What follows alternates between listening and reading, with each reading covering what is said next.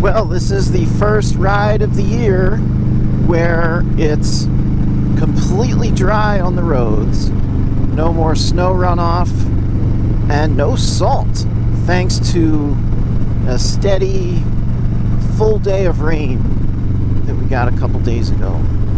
Still a little chilly though. It's maybe 55 degrees out. We are crossing the Delaware in upper Delaware area of Pennsylvania and going over into New York. So guys and gals, are we in the final years of gas-powered motorcycles? Because it's starting to feel like we are. And that's, somebody else's ride. I think there's going to be a lot of bikes out today. The EPA has been waging war against the internal combustion engine for years now, and they kicked it up a notch in January of 2020 when they went after a lot of manufacturers who make any products that interfere with the combustion of the engine, whether it's the intake, the exhaust, or a tuner. Some companies were shut down. The fines were in the hundreds of thousands of dollars. Now, most of them at the time were aimed at companies that make products for diesel. But as many of you know, Harley was fined big time a couple years back for similar things. And now if you buy a new Harley and you use any non-EPA approved items on it, you have voided your factory warranty. And it just feels like the penalties are going to continue to be levied and made stiffer. For many years, these aftermarket companies have gotten away by saying for off-road use only. And even that isn't enough anymore. When the EPA came down on these companies in 2020, they said it doesn't matter.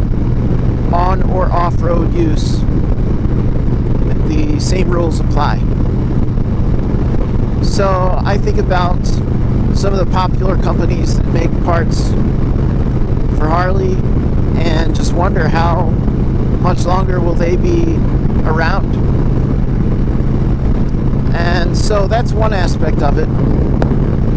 Then of course you have the push towards electric vehicles, which I'm fine with to a degree. There's definitely a place for them. But out here in the country where a typical ride is 100 miles or more, it wouldn't be very practical. So I'm kind of scratching my head when a company like General Motors says they're going all in, 100% electric vehicle fleet.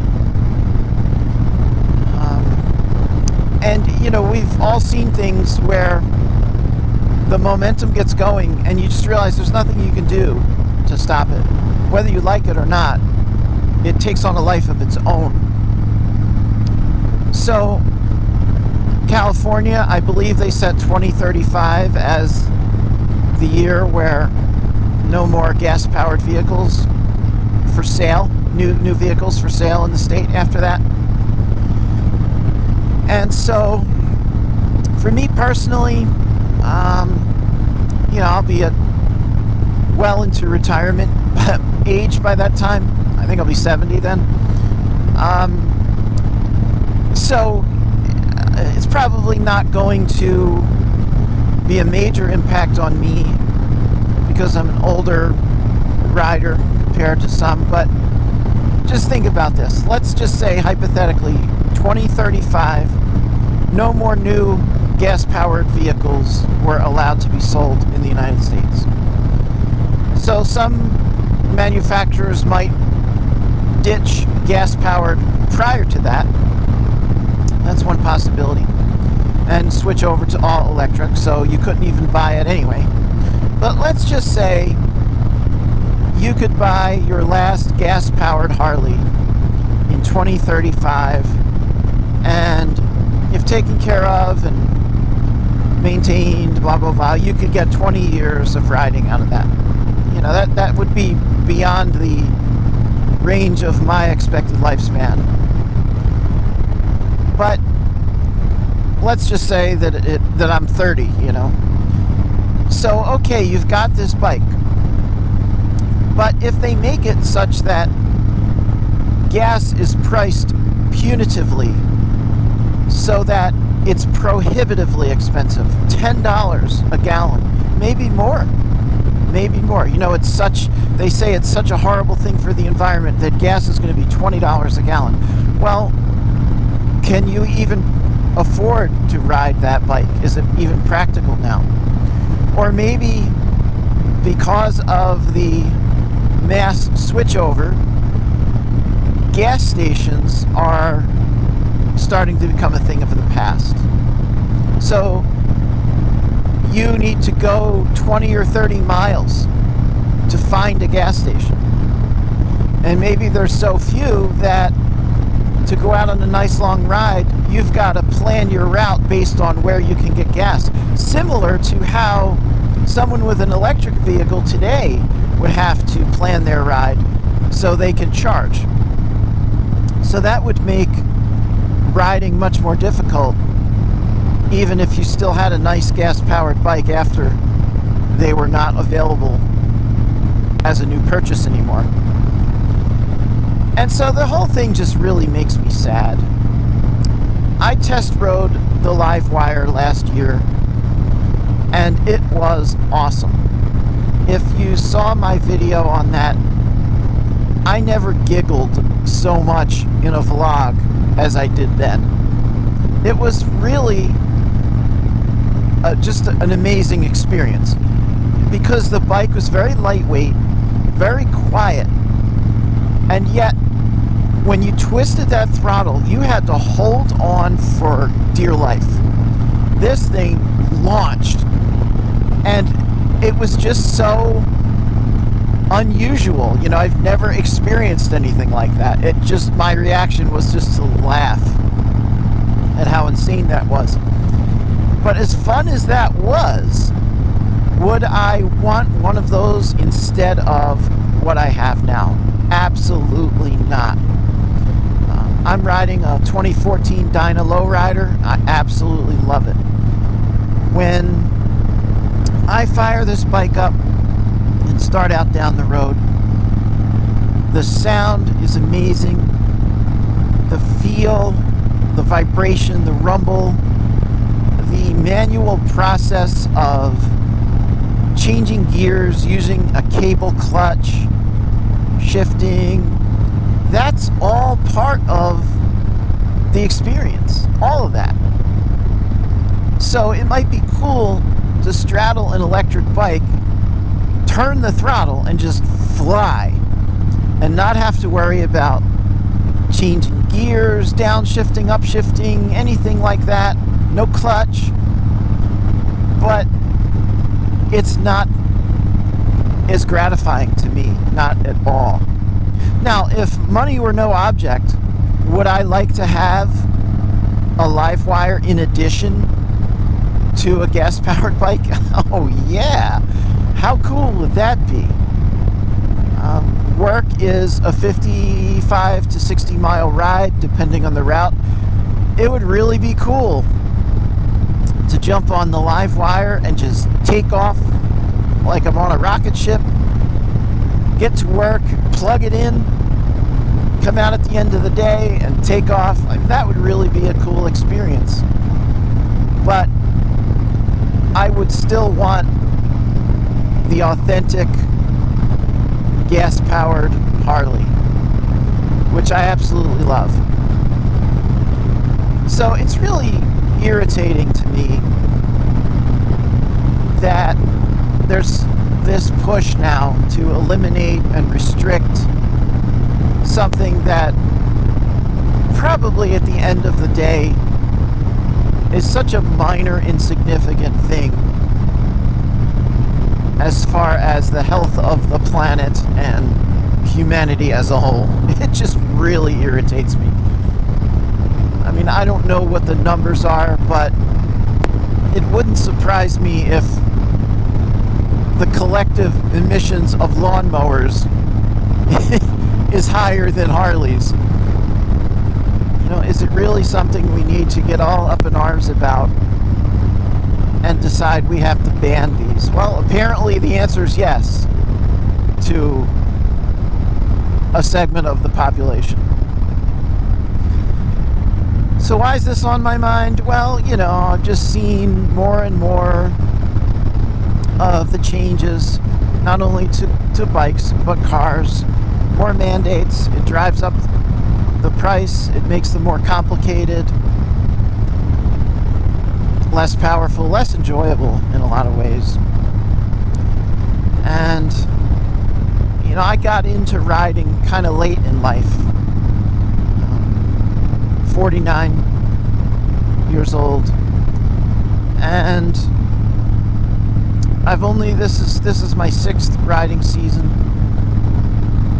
I wish I had a lot more than just 5 years of riding under my belt, but life happens.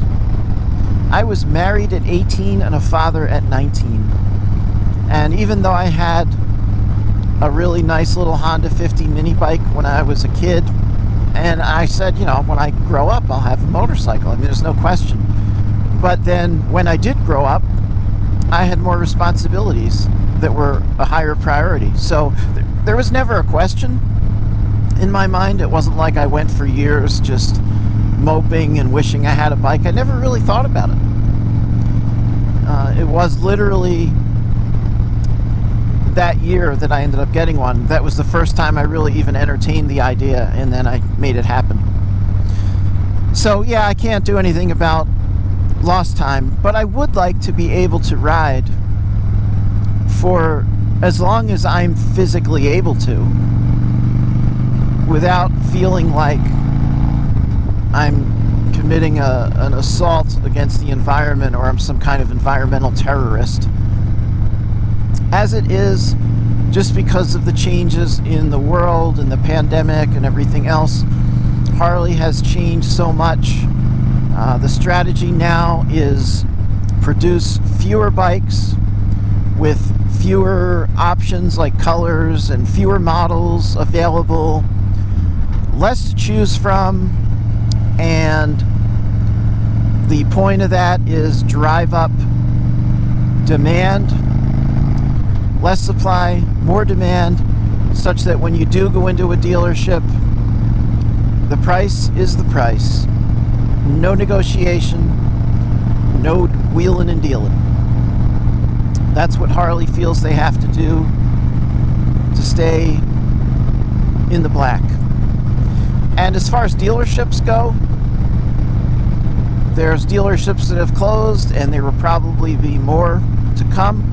The convenience of having all those dealerships around for parts, etc., that's probably going to be a thing of the past as well. So I'm glad that I was able to get a bike and enjoy riding. This is my second bike. I had the Sportster first. I'll probably have this bike for 4 or 5 years before I will be looking at something else. I think I'd like a Street Glide someday, even, you know, it will most likely be used. But who knows? I'd be happy with the new Softail frame. Those are really nice. But it would just be nice to be able to live out my years knowing I can actually ride a gas-powered Harley without too much punishment from the government. As for the younger folks, I don't envy whatever you got in front of you, because it's such a different world. Now we're at a point where it seems like the dawn of the electric vehicle is rising as the sun is setting on the gas-powered vehicle. And so it's very conceivable in my natural lifespan that the gas-powered vehicle will be like the record player or a film camera or a VCR.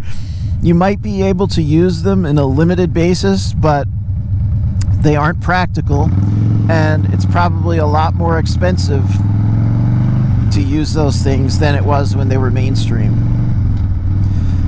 So that's me, just kind of sad about the way things are changing in that respect. I'm wondering what other people think. Love to hear your thoughts, comments, etc. Am I crazy? Am I out in left field? Or do you feel the same? Well, crossing the Delaware again, back into Pennsylvania. Welcome to Pennsyltucky. Enjoying this day.